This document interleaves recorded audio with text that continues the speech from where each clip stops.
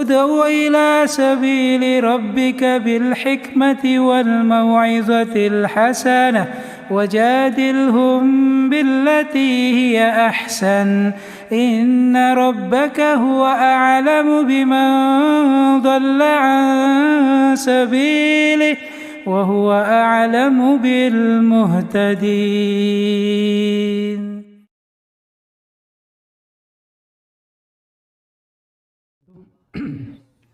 Bismillahirrahmanirrahim. Alhamdulillahirabbil alamin.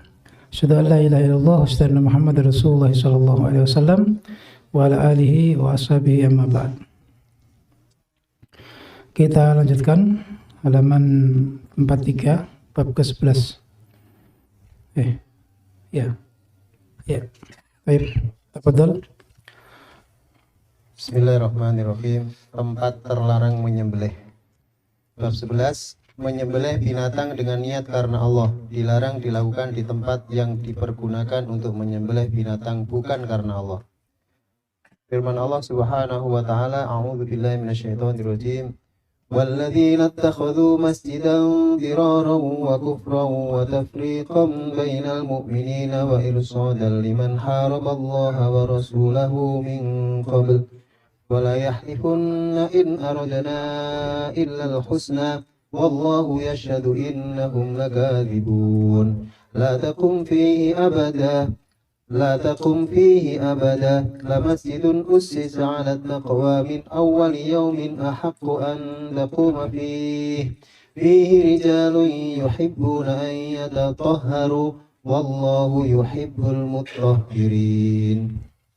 Dan di antara orang-orang munafik itu ada orang-orang yang mendirikan masjid untuk menimbulkan kemudorotan pada orang-orang mukmin, untuk kekafiran dan untuk memecah belah antara orang-orang mukmin, serta menunggu kedatangan orang-orang yang telah memerangi Allah dan Rasul-Nya sejak dahulu. Mereka sesungguhnya bersumpah, kami tidak menghendaki selain kebaikan, dan Allah menjadi saksi bahwa sesungguhnya mereka itu adalah pendusta dalam sumpahnya. Janganlah kamu sholat dalam masjid itu selama-lamanya. Sesungguhnya masjid yang didirikan atas dasar takwa, yaitu Masjid Quba, sejak hari pertama adalah lebih patut kamu sholat di dalamnya. Di dalamnya ada orang-orang yang ingin membersihkan diri, dan Allah menyukai orang-orang yang membersihkan diri. At-Taubah 107-108. Nah, bab ini penulis memberi penjelasan kembali tentang hal-hal yang mengurangi, tidak menafikan atau meniadakan, tapi mengurangi, yaitu menyembelih korban yang dipersembahkan pada Allah tapi di tempat yang biasa dipakai untuk mempersembahkan pada selain Allah, yaitu simbol-simbol kemusyrikan. Tempat-tempat kemusyrikan kita pakai untuk ibadah itu tidak boleh. Buktinya di sini Allah melarang orang iman untuk sholat di masjid Dirar. Apa yang disebut masjid Dirar? Ini adalah masjidnya orang munafik yang dibangun tujuannya 4. Dalam ayat ini kan ada 4 tadi, yaitu Diraran, untuk memberi kemudorotan pada orang iman, untuk istilahnya menyakiti orang iman, untuk menghujat, mencaci maki, mencari fakta-fakta, itu Dirar namanya. Yang kedua kufron, orang munafik karena mereka menyembunyikan kufur di hadapan orang iman, seakan iman tapi menyembunyikan kekafiran. Jadi imannya itu pura-pura. Ini kufur, nifak akbar ini. Karena nifak juga ada nifak akbar, ada nifak asghar. Nifak akbar itu yang diancam innal munafiqina fi darkil asfali minan nar. Ini kufron, karena masjid itu hanya untuk memanipulasi saja, untuk menyembunyikan sesuatu. Ini untuk bitonah itu. Untuk menyembunyikan bahwa itu adalah program kufur, bukan untuk ibadah. Yang ketiga adalah wa tafriqan bainal mu'minin, mendirikan masjid untuk program itu memecah belah umat Islam, memecah umat Islam, bukan untuk mempersatukan, memisahkan antara bapak dan ibu, suami istri, bapak dan anak, ibu dan menantu, bapak dan menantunya, memisahkan hubungan ya, persaudaraan iman, sehingga kita sudah ada pemisah, ya.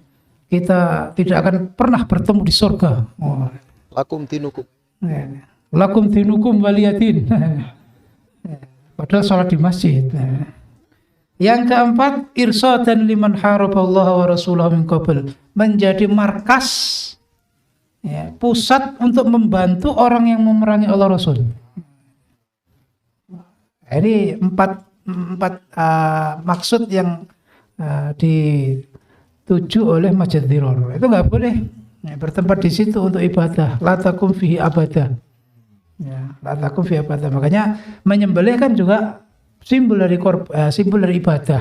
Maka juga tidak bisa dilaksanakan di tempat-tempat yang kalau di kita itu banyak tempat-tempat keramat, umpama pohon-pohon beringin yang dianggap angker, ya, kemudian gua-gua, ya, kemudian tempat-tempat ibadah yang selain orang Islam. Itu nggak boleh, ya, menyembelih, ya, Idul Adha di Candi Borobudur umpamanya. Itu tempat-tempat yang istilahnya bukan tempatnya orang Islam, itu nggak boleh, meskipun menyembelihnya untuk Allah. Ya, makanya Umar bin Khattab ketika masuk di Palestina, di Baitul Maqdis, ya, Umar bin Khattab sholatnya tidak di gereja mereka, karena itu tempat penyembahan Nabi Isa. Maka Umar bin Khattab melakukan sholat di depannya, sehingga sekarang ada namanya Masjid Umar bin Khattab. Itu di depan gereja yang sekarang juga diziarahi oleh orang Kristen. Nah, itu bentuk dari tidak bolehnya melakukan ibadah di tempat yang masih ada simbol-simbol ibadah, masih aktif. Tapi kalau sudah hancur, sudah nggak kelihatan, ya nggak apa-apa. Sudah diratakan tanah, seperti di kerajaan Majapahit itu dulu kan Hindu itu. Kemudian setelah berubah jadi Islam, bekasnya dihancurkan. Sekarang nggak ada, hanya beberapa titik ditemukan di dalam kedalaman tanah berapa meter gitu. Itu ya bisa dipahami bahwa itu untuk menjaga ketauhidan. Ya, itu di simbol-simbol kemusyrikan dipendam, ya, dipendam. Sehingga nggak ada, ya hanya cerita saja kalau Majapahit itu. Nah, ini bentuk dari tadi pemahaman atau merealisasikan ketauhidan. Baik. Sabit bin Dhahak radhiyallahu anhu menuturkan, nadhara rajulun ayyan haro ibilan bi buwanata. Fas'ala Nabiyya sallallahu alaihi wasallam faqala hal fiha wathanun min awthanil jahiliyyati yu'badu? Qalu la. Qala fahal kana fiha 'idun min a'yadihim? Qalu la. Faqala Rasulullah sallallahu alaihi wasallam aufi binadrik fa innahu la wafa'a binadrin fi ma'siyatillahi wala fi ma la yamliku ibnu Adam. Ada seseorang yang bernazar akan menyembelih seekor onta di Buana. Lalu orang itu bertanya kepada Nabi Shallallahu Alaihi Wasallam. Nabi pun bertanya, apakah di tempat itu pernah ada salah satu dari berhala-berhala jahiliyah yang disembah? Para sahabat menjawab tidak. Dia bertanya lagi, dan apakah di tempat itu pernah dilaksanakan salah satu perayaan hari raya mereka? Mereka menjawab tidak. Maka Rasulullah Shallallahu Alaihi Wasallam bersabda, penuhilah nazarmu itu, karena sesungguhnya tidak ada pemenuhan suatu nazar dalam bermaksiat kepada Allah dan pada perkara yang di luar hak milik seseorang. Hadis riwayat Abu Dawud dan isnadnya menurut persyaratan Al-Bukhari dan Muslim. Nah, hadis ini memperinci kembali, yaitu tentang praktek tidak bolehnya beribadah di tempat ibadahnya orang syirik, orang yang musyrik. Nah, di sini ada seorang laki-laki yang punya nazar untuk menyembelih onta di Buana. Buana itu dari Mekah ke arah Yalamlam, ke arah Yaman selatan. Nah, di situ Nabi nanya, di situ masih ada berhala-berhala yang masih berdiri, masih tampak? Nah, dijawab sudah nggak ada. Apa masih ada pagelaran, ritual-ritual kesyirikan, perayaan-perayaan di situ? Nah, sudah nggak ada. Maka Nabi silakan memberi izin, karena sudah nggak ada. Artinya apa? Kalau tempat itu masih ada berhala-berhalanya, masih ada sisa-sisanya, kemudian masih dipakai untuk perayaan-perayaan ritual syirik meskipun nggak ada berhalanya, itu dilarang. Kan itu dosa besar. Nah, itu tasabuh dengan musyrik. Man tasabbaha biqaumin fahuwa minhum. Tapi tidak masuk ke syirik akbar. Karena ibadahnya untuk Allah. Cuma tempatnya yang keliru, maka itu hukumnya maksiat. Maka dalam babnya tadi maksudnya penulis adalah ini hal yang mengurangi ketauhidan, tidak meniadakan tauhid, sehingga orangnya bukan orang yang musyrik. Naam. Kandungan bab ini nomor 1 tafsir firman Allah tersebut di atas. Nah, semua tempat yang mengandung kekufuran, kesyirikan sama sekali tidak bisa dibuat ibadah. Maka nggak bisa di situ sholat di gereja, nggak bisa.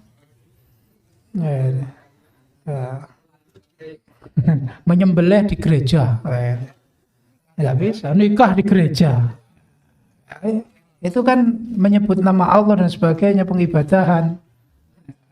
Nggak bisa itu, toleransi nggak bisa. Ya itu harus penetapan lakum dinukum waliyatin. Kalau mereka mungkin mau saja ke masjid, ya, mau saja ke masjid. Tapi kalau orang Islam, orang iman harus menolak karena nggak ada seperti itu. Karena kalau ada toleransi itu berarti ya seperti perbuatan mereka, lahirnya sama, itu bisa terjerumus, batinnya juga sama, mengagungkan tempat itu. Ya, datang dengan melepas sandal, kemudian membukukan badan, sama. Ya, atau kepalanya dikasih cipratan air suci, nah ini kan. Ya, jadi mengikuti ritual-ritual dan itu syirik. Nah. Nomor 2, kemaksiatan bisa membawa pengaruh di muka bumi. Demikian halnya ketaatan kepada Allah. Naam. Karena tadi itu ya, apa yang dilakukan oleh orang munafik itu ya, membuat kerusakan. Ya, membuat kerusakan karena mereka ibaratnya itu pengkhianat. Pengkhianat. Ya, di depannya seakan teman, ya, tapi di belakangnya menusuk. Ya. Fi wajhika ya masakin wa fi dhuhrika sakakin, kata orang Arab. Di depanmu dia itu wajahnya seakan mendukung, ya, istilahnya ada belas kasihan, tapi di belakangnya dia pisau. Artinya apa? Menusuk dari belakang. Orang munafik yang hakiki, orang munafik akbar itu ya memang pura-pura. Nah, itu akan membawa banyak kerusakan. Makanya kan waghlid alaihim, supaya berbuat keras kepada orang munafik. Nomor 3, masalah yang masih meragukan hendaknya dikembalikan kepada masalah yang jelas untuk menghilangkan keraguan itu. Nah, seperti sahabat yang bertanya tadi sebelum melakukan penyembelihan nadarnya itu, memastikan apakah boleh. Ini kan bentuk dari kehati-hatian. Fas'alu ala dzikri in kuntum la ta'lamun. Nomor 4, bila perlu seorang mufti sebelum memberikan fatwanya mengajukan pertanyaan-pertanyaan untuk mendapatkan keterangan yang jelas. Nah, agar dasar hukum yang diterangkan nanti itu ada alasan. Jadi tadi nanya Nabi, apakah di situ masih ada berhala? Ya, apakah masih dibuat perayaan? Ya, kalau masih ya berarti Nabi melarang.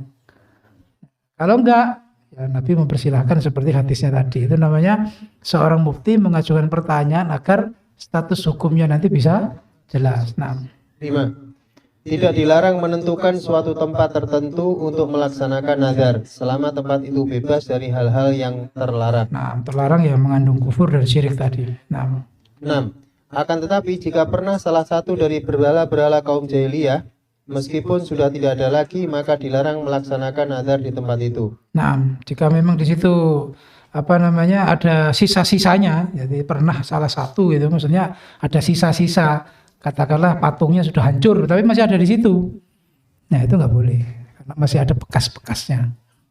7. Dan dilarang pula melakukan nazar di suatu tempat jika di tempat itu pernah dilaksanakan salah satu dari perayaan hari raya mereka, walaupun tidak bermaksud demikian. Katakanlah ada perayaan tahunan di situ, ada festival di situ untuk ritual-ritual, itu ya nggak boleh, meskipun cuma setahun sekali atau mungkin berapa tahun sekali, tapi masih aktif.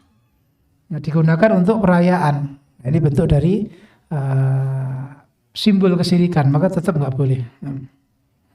8. Tidak boleh melaksanakan nazar di tempat tersebut karena nazar tersebut termasuk kategori nazar maksiat. Nazar itu ibadah. Nazar itu ibadah. Nah, tapi ketika ibadah itu bertempat di maksiat, maka hukumnya jadi maksiat. Nazar kan ada dua syarat tadi. selama tidak maksiat dan selama itu miliknya. Enggak boleh. Ya, kalau saya sembuh saya akan menyembelih sapi tetangga. Wah, itu ya bukan miliknya kalau disembelih. Saya boleh di tempat. Jadi syaratnya dua itu, selama tidak maksiat. Nadar maksiat juga nggak boleh. Saya kalau sembuh saya akan nyuri, ya kan nggak boleh. Nah, ini bentuk dari maksiat atau tempatnya maksiat. Itu jadi hukumnya nadar yang maksiat. Nah, 9. Harus dihindari perbuatan yang menyerupai kaum musyrikin dengan dalam cara keagamaan dan perayaan hari-hari raya mereka, walaupun tidak bermaksud demikian. nah, meskipun dalam merayakan dan perayaan yang sama itu bukan mengagungkan perayaan mereka, tapi kalau yang dikerjakan sama, waktunya sama, nah, itu berarti tasabuh. Kenapa dalam Islam itu nggak boleh menyerupai? Karena tasabuh itu bentuk menyerupai lahir yang itu ya, berpotensi batinnya juga ikut. Maka itu namanya darul mafasid, mencegah akses yaitu. Nah, sebenarnya kalau cuma sekedar sama nggak niatnya itu beda itu nggak masalah, tapi tetap dilarang. Karena itu akses menuju syirik, akses menuju mengagungkan yang mereka agungkan. Maka sekedar menyatakan hari raya mereka itu juga nggak boleh, karena itu bentuk dari pengagungan, apalagi ikut merayakan. Nah, ikut memakai pakaian-pakaian khas, ikut menjaga, ikut membawa sesajen, ikut membawa yang dilarung. Nah, ini itu maksiat besar meskipun tahu ya bahwa itu hanya istilahnya sekedar pencitraan. Itu dosa besar itu. Tapi kalau ikut mengagungkan, dosa syirik besar kalau ikut mengagungkan. Nah, 10. Tidak boleh bernadar untuk melaksanakan suatu kemaksiatan. Nah, boleh. Pokoknya kalau saya ini sembuh, wah itu ya, teman saya itu saya tempeleng. Wah, ya tempeleng kan ya menyakiti, nggak boleh. Nah, atau mungkin atlet tinju, wah, ini saya sudah lama nggak tinju ini. Nah, pokoknya saya sakit, nah itu yang yang nggak nyambangi tak tinju umpama. Nah, itu yang nggak boleh. Pokoknya maksiat itu nggak boleh buat nadar. Nggak boleh buat nadar. Nah, 11. Dan seseorang tidak boleh bernadar dalam hal yang bukan miliknya. seperti tadi menyembelih sapi tetangga tadi. Nah, bab 12 lanjutnya. Bab 12. Nadar untuk selain Allah. Termasuk syirik bernadar bukan karena Allah. Nah, ini juga termasuk yang mengurangi tauhid, ya, yang mengurangi tauhid. Nah, Firman Allah Subhanahu wa taala, A'udzu billahi minasyaitonir rajim, yufuna bin nadri wa yakhafuna yawman kana syarruhu mustatira. Mereka menunaikan nazar dan takut akan suatu hari yang azabnya merata di mana-mana. ayat ini menunjukkan bahwa nazar itu hanya untuk Allah. Yufuna bin nadri wa yakhafuna yawma. Takut pada hari kiamat. Jadi nazar kan bentuk dari ibadah. Bagaimana bisa taqarrub dengan lebih dekat, yaitu dengan memberi sesuatu atau mengorbankan sesuatu. Nah, itu hanya Allah. Ya, yang berhak itu hanya Allah. Nggak boleh kita nazar untuk tempat-tempat keramat dan sebagainya. Nah. Wa ma anfaqtum min nafaqatin aw nadartum min nadrin fa innallaha ya'lamuh. Apa saja yang kamu nafkahkan atau apa saja yang kamu nadarkan, maka sesungguhnya Allah mengetahuinya. Nah, karena itu bentuk dari ibadah kepada Allah. Nah. Diriwayatkan dalam Sahih Al-Bukhari dari Aisyah radhiyallahu anha bahwa Rasulullah sallallahu alaihi wasallam bersabda, "Man nadhara ayyuti Allah falyuti'hu, wa man nadhara ayyasi Allah fala ya'sihi." Barang siapa bernadar untuk menaati Allah, maka hendaklah ia menaatinya. Akan tetapi barang siapa yang bernadar untuk bermaksiat kepada Allah, maka janganlah bermaksiat kepadanya dengan melaksanakan nadar itu. Nah, jadi orang niat nadar itu sudah ibadah itu. Ya, sudah ibadah karena nadar itu niat, belum terlaksana tapi sudah ada tekad. Pokoknya ketika saya sembuh, itu kan sudah ada tekad itu. Nah, dan itu kalau sudah begitu kan wajib. Karena sudah nadar. Nah, nadar kan diiringi dengan sumpah itu. Nah, kalau itu baik ya teruskan, kalau tidak supaya dicegah dengan kafaroh. Ya, dengan kafarah. Nah. Kandungan bab ini 1. Menunaikan nazar adalah wajib. Nah, kalau tidak ya harus menunaikan kafarah. 2. Apabila sudah menjadi ketetapan bahwa nazar adalah ibadah untuk Allah semata-mata, maka menyelewengkannya kepada selain Allah adalah syirik. Nah, jadi kalau menadarkan sesuatu pada patung, pada tempat-tempat keramat dengan pengagungan, itu syirik akbar jadinya. Karena sama dengan korban kan. Contohnya umpama nazar menyembelih untuk danau, ya kan? Danau tertentu, ya kan berarti nantinya kan akan menyembelih dan itu akan masuk ke syirik akbar. Nah, maka di sini itu tadi bahwa nazar adalah ibadah, memberikan pada selain Allah hukumnya musyrik. Ya, kalau nazar yang tadi itu di tempat maksiat atau nazar dengan hal yang maksiat, itu ya maksiat, ya tidak sampai syirik. 3. Dilarang untuk menunaikan nazar maksiat. Nah, seperti yang setelah yang sebelumnya tadi.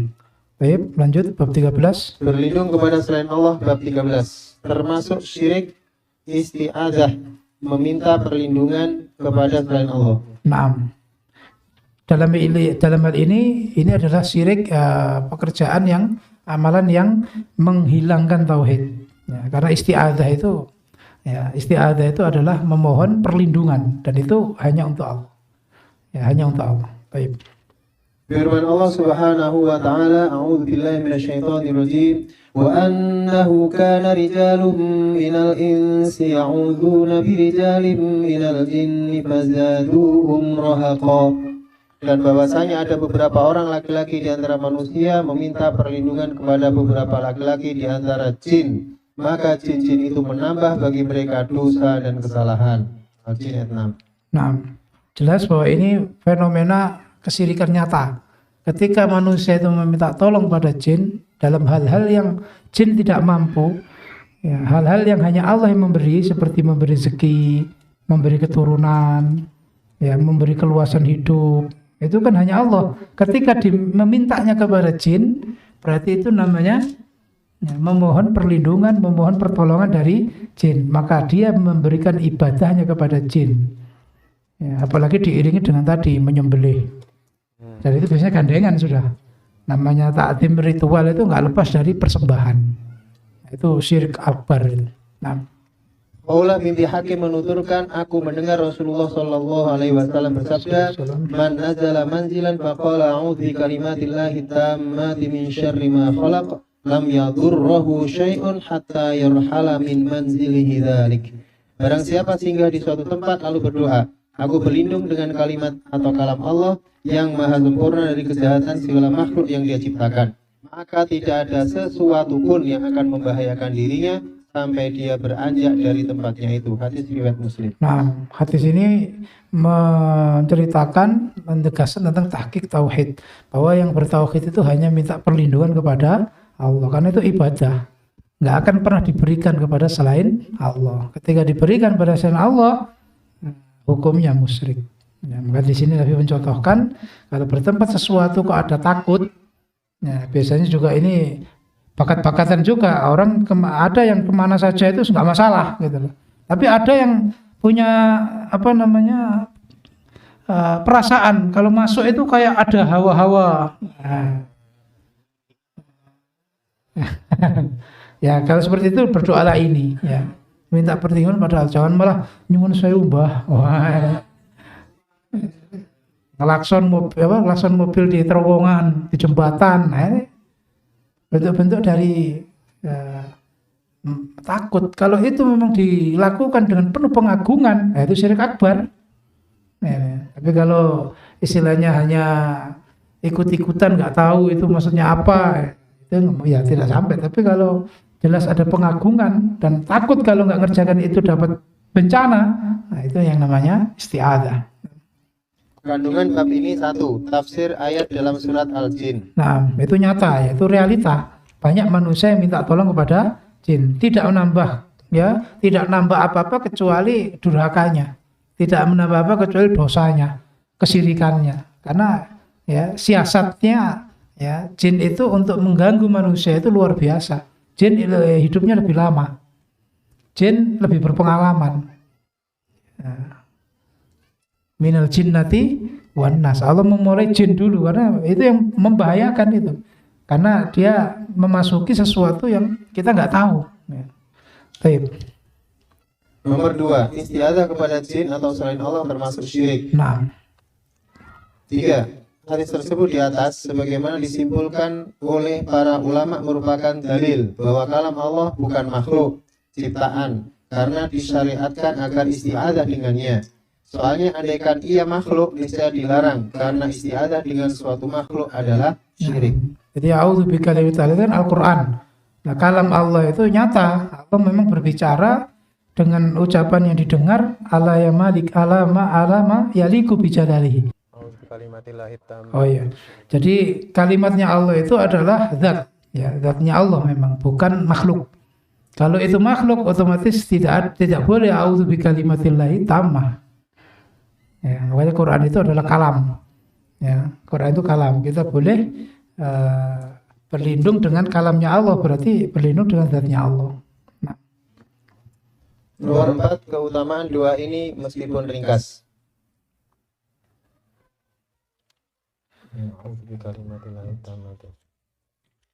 Nah, keutamaan doa ini meskipun ringkas, ya, itu bentuk dari